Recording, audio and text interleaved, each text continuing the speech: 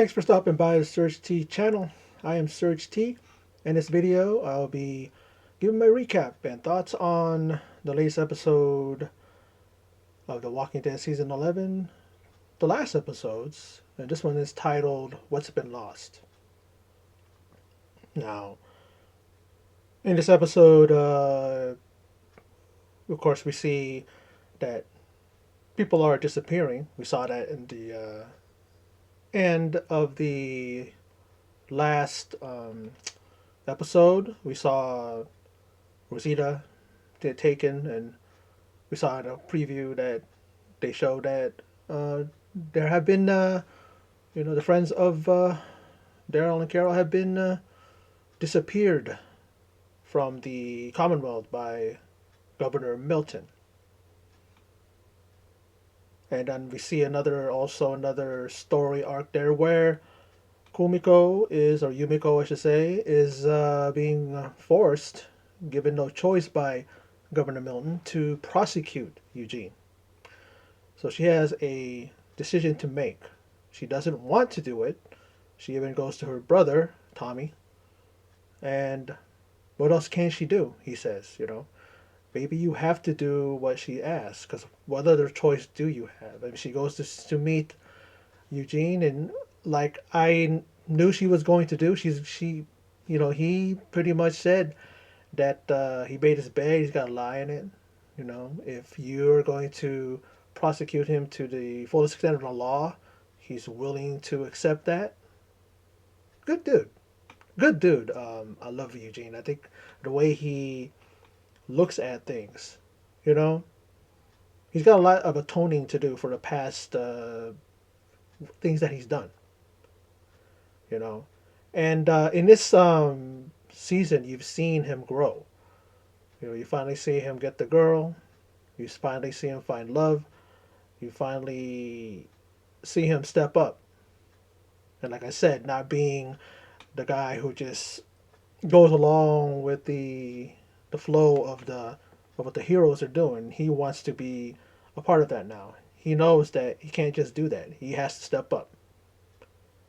So I like the scene between him and Yumiko, the meeting between the two, Yumiko meeting her brother, and then at the press conference before the Commonwealth Council, I guess wherever those people were, by that, and she's up there. She has a script. You know, Governor Milton, she really is all about scripts. She wanted Max to do that in the last episode. Read a script saying that she was off her meds and she had been being treated for depression, and that's the reason why the situation that took place at the Founders Day. And we see Yumiko here, and you're thinking, what's going to be her step? She pretty much is up there, and Governor Milton's pretty much saying, read the script. You got it. You got the script. You better read it. And she starts reading it, and then she introduces her brother.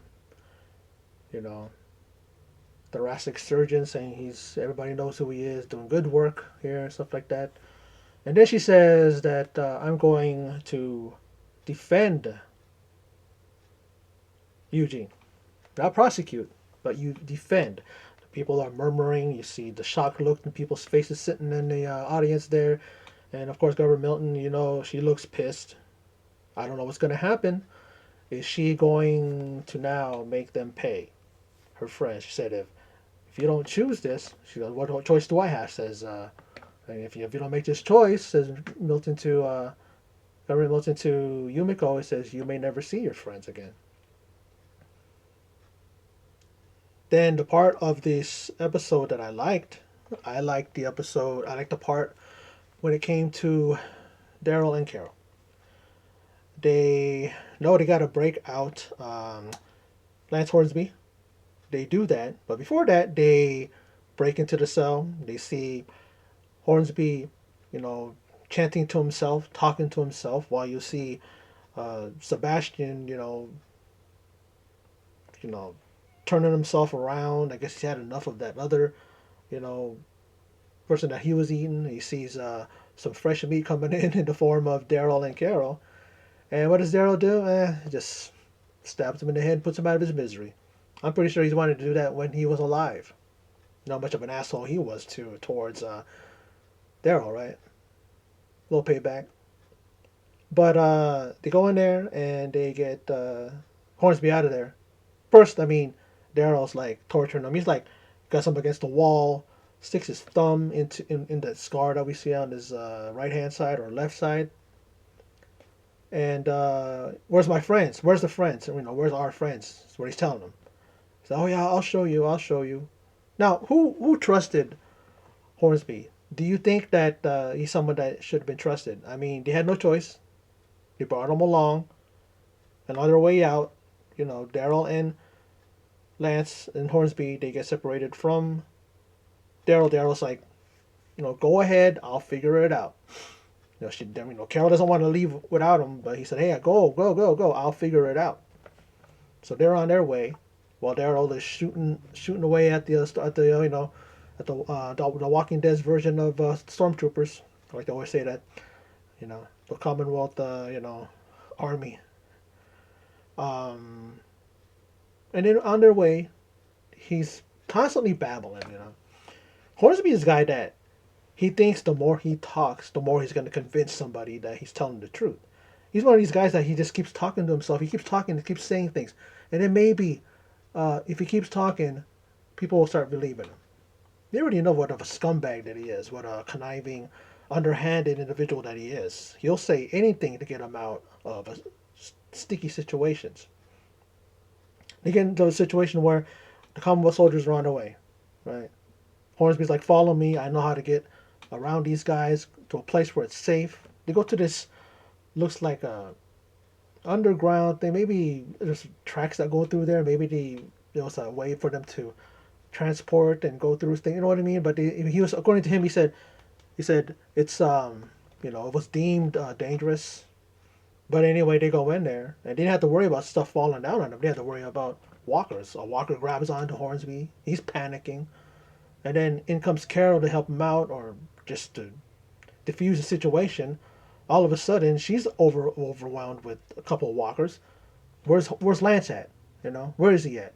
She's able to, before she kills the guy, the walker, she rips his face off.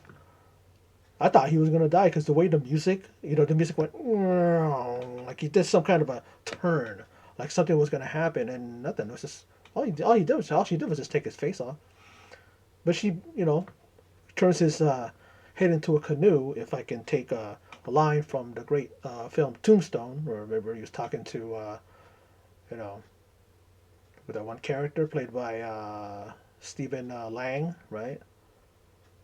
And pretty much said that y'all know that if those of you familiar with the Tombstone film, great classic. But he's about ready to do that. About ready to do that. She did that to the one walker, and then he's up on the platform or up and he's like, oh, I thought the lights went out. I thought you were behind me, and you can see Carol going, you mother, like all right, all right, all right. I'm gonna remember this. Or she pretty much said, okay, I kind of figured that you would do something like this. Chicken shit, man. That's what he was, man. I mean, the guy's big and bad when he has people behind him, right? Then when it looked like they were cornered by the Commonwealth soldiers, right? Her, and Carol and Hornsby, and you hear the guy pretty much say, okay, we're just going to say that these guys, fought back and we put them down. Now you're thinking, oh, here we go. All of a sudden they get blasted, they get shot, they get killed by Daryl. Daryl actually did find a way. He did say that he's going to find this. He's going to find a way. Find them. He did. See, unlike unlike other things, movie shows or anything like that, when something like that happens and all of a sudden Daryl's there to save the day, it works. There are some movies, there are some shows that I watch and I'm like going, how is that possible? Because of the situation. Daryl's a guy he's like a tracker. He knows how to find people. So his character, it works for his character. If you're somebody that doesn't even, how the hell did you do it? You don't got no experience. How the hell did you find people? How the hell were you just happen to be in that one spot? But he does. He saves the day, And then, of course, Hornsby's still talking, still jaw jacking at him.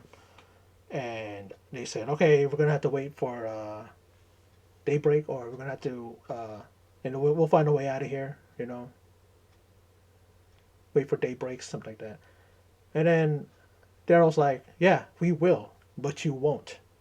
Now, he's thinking, Hornsby going, wait a minute, you guys need me. I mean, because he told them about the fact that they have a train, which was like a last minute resort type of thing. I guess if shit hits the fan, they get on that train and they're out of there, right?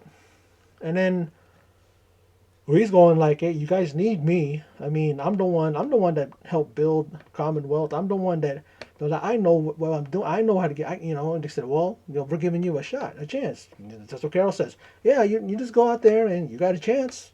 He's all, I can't survive out there on my own. Hey, no shit. We know that, Hornsby. You're a weak motherfucker.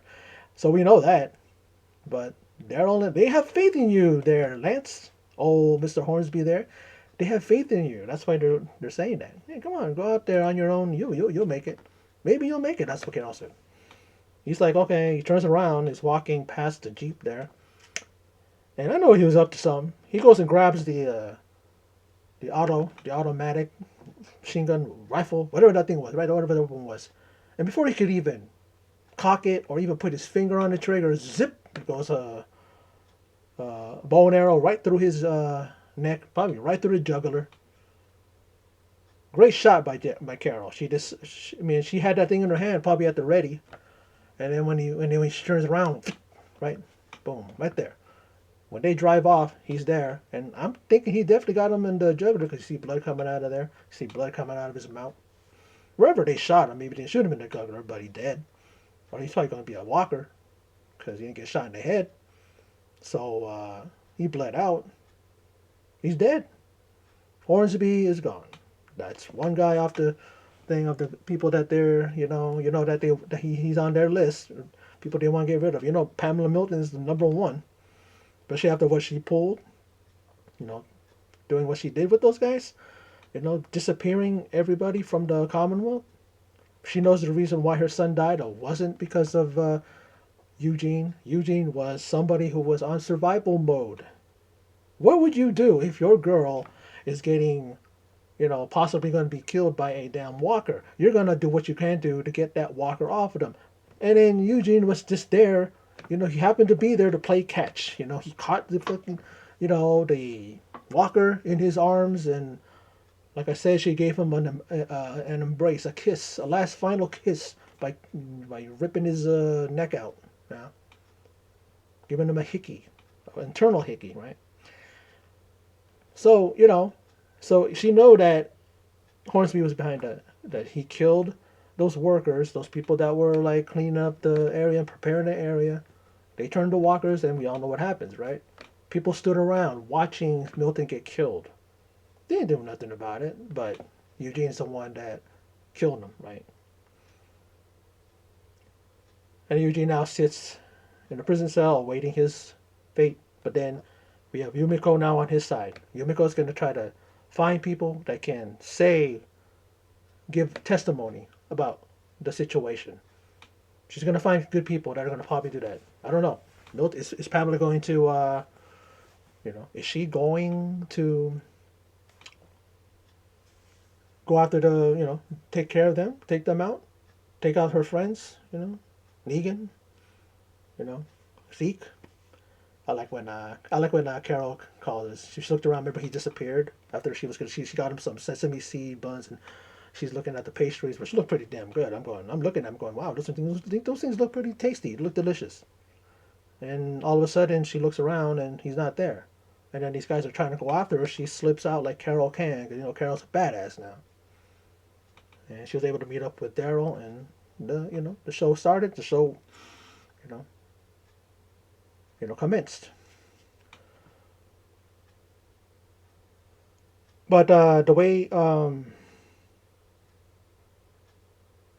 they showed the next episode.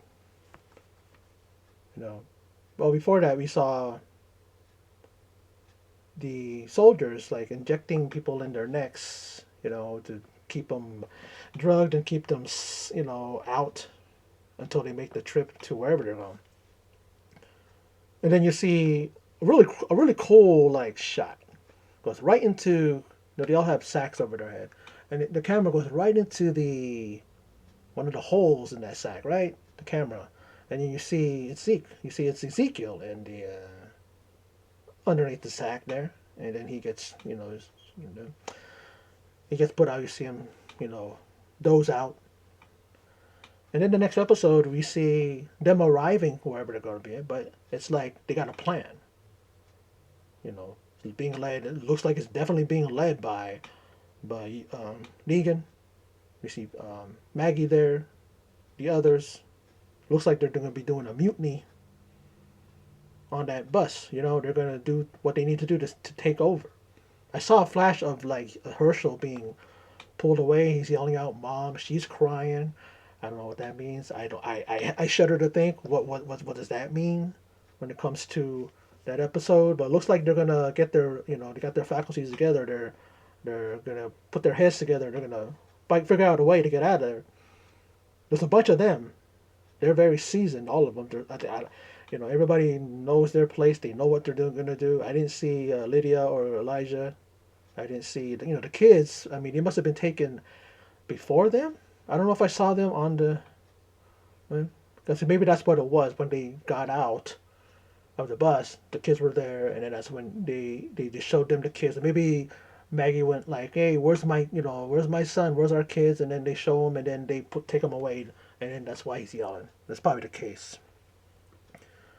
They see Judith, of course, in that preview. I haven't seen the kids in a while, like a few episodes. You haven't seen Maggie or when did we see Maggie? Like I don't even think we saw her in last episode, right? No, I'm trying to remember, but we're definitely gonna see him on this next episode 21. But this episode, I'm surprised that it was mentioned by Angela Kang. She does her recap. When she goes over the episode, which I love. I love the way I like the way she presents that. I like how she talks about people, what they're thinking, where they came from, why are they in the situation that they are, and how they are able to maneuver around situations and stuff like that. I like how she does her thing. She mentioned that Aisha Tyler was the director of this episode.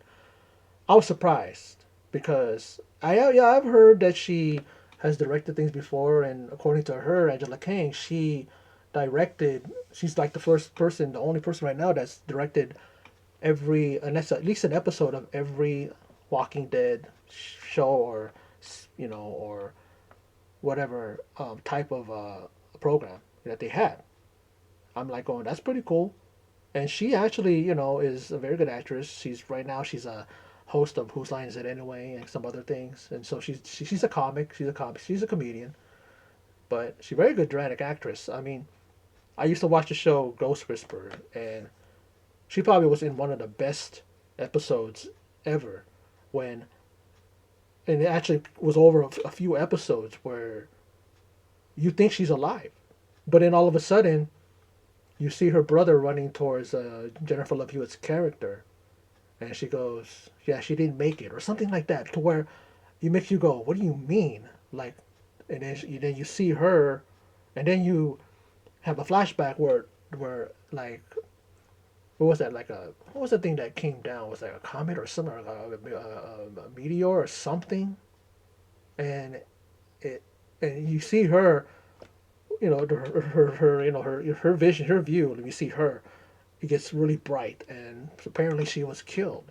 But the whole episode, we're thinking she's alive. Like you hear her husband, Jennifer Love Hewitt's character's husband, go, "Does she know?" And I'm going, "What do you mean, does she know?" And then you see that thing where she realizes that she's not, she's dead. It's like the whole thing with Signs. No, no, yeah, Signs. Is it Signs?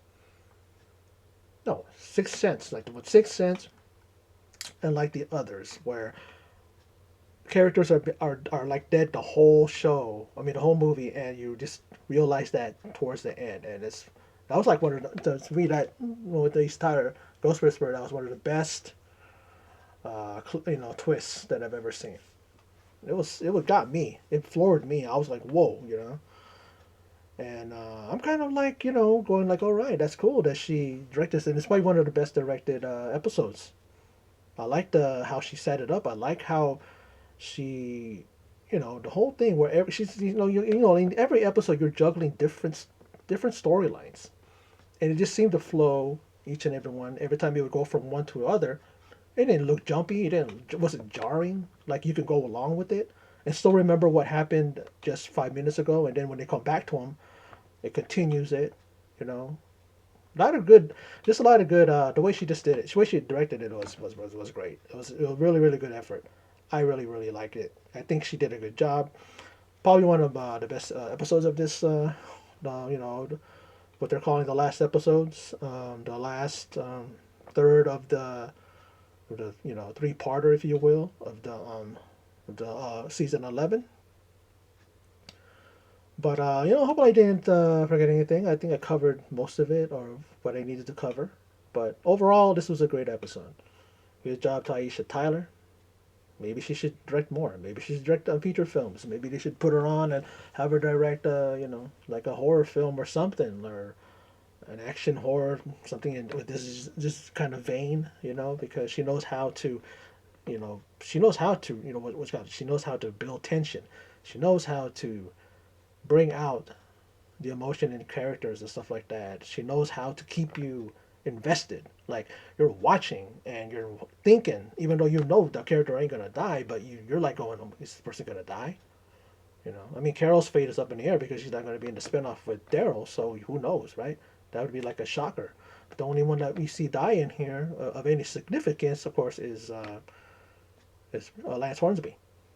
He needed to go. That was a weasel. One of the best weasel villains that we've ever seen, right? Remember Paul Reiser in Aliens, and people were happy when he died, and just other characters, just great villains, but you want them to die because they're just so evil, so underhanded, so But I love it when a weasel type of a what do you call it, character dies. A villain. It's always the best because it's just like that's the one that gets everybody to stand up and cheer. And they walk out going, if the one character had to die, it had to be that motherfucker, and they usually do, right? Especially if it moves the thing along, or you just basically just want to get rid of the guy. Like they were going to take him. He really honestly thought that he was going to get taken. Daryl and Carol were going to take him along, let him tag along. Daryl would have to be like this the whole time with his weapon on Hornsby the whole time. Same thing with Carol. Like, I mean, there was one point in that that underground thing where she's in front of him and while he's behind her, and I'm thinking, Carol, like get to the back. You got to keep your bow at least in length, in arm's length or in shooting range of that fool, because that he could easily he proved. I mean, I don't know if that's proving that he was somebody not to be what do you call it, not to be trusted when he went for the weapon, right? But it could be something like, oh, he did that because he was desperate. Like he knew that he couldn't survive out there, so he's going to probably take them out and then take the thing and go. But he can't survive on his own. So here's the thing: even if he has that Jeep, what's he gonna do? He ain't gonna do nothing. But I know that he's this. In the end, he was a weasel. In the end, he was a guy who was gonna cut their he's gonna cut their legs out from under him. He was gonna the first chance he got, he was probably gonna go back to the damn Commonwealth. Like, but yeah, that's pretty much all I could say about episode 20. What's been lost for The Walking Dead season 11? Of course, it's titled, the whole thing is titled The Last Episodes, and yeah, the last episodes, and they're getting better and better. And I just hope that when it's all said and done, that we're all satisfied. We've had shows that have left us unsatisfied how it ends, but this happens. People are going to complain. People are going to be satisfied with it.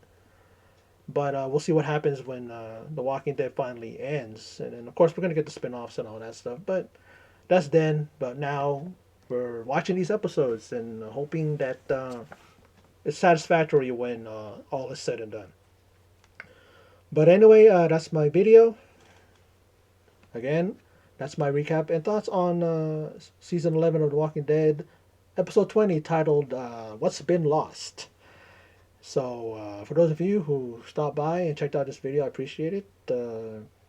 Like I always say, if you'd like to, please leave a like, a share, comment. Also, subscribe, and please support my channel. And also hit the bell icon. You know the deal. You do that, you get notified as to when I upload a video. And also make sure you click all on the selection there so that you get all, you know the deal. For those of you who watch my video. But, well, again, that's my video. So for those of you who stopped by and checked out my video, I appreciate it. And in closing, and as always, take care.